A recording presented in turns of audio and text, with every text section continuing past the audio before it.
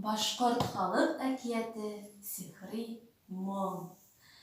Борын заманда кара урман исендә яшәгән әбей менән бабай. Уларның ашарга икмәкләре лә, киергә киемнәре лә булмаган ди.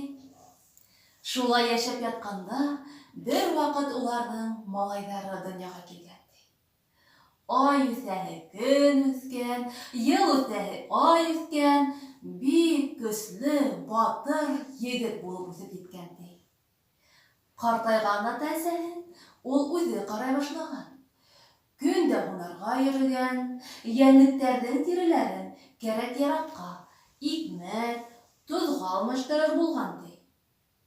Шулай итеп көн күргәндәр, көндәрен төнгә бәйләгәндәр ди. Шулай яшәп ятканда бер вакыт бәла килә. Күрше батшалык һугыш аса. Уга берәү дә каршы тора алмаган ди. Был батшалыктагы бөтә батырлар һәлак булып беткән ди. Бына безнең егеткә лә һугышка китергә вакыт җитә. Китер алдыннан атаһы улын сакырып ала ла курай бирә. Патша гаскәре якынлаша башлаһа, ошо курайда уйнарһың дигән ди. Бына патша гаскәре ябырылып килә икән ди.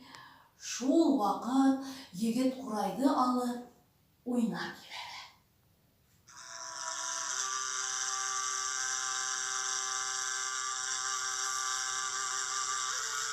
Уны ишетеп, гаскәр кабул туктап кала. Был курай моңында башкорт халкының аһ-зары ла, туган төяктең матурлыгы ла сагылган икән ди. Был сихри моң гаскәр башында килгән патшаның йөрәгенә үтеп инә. Үзе аңларлыктан гаскәрен туктатып, кире булып кайтып киткән.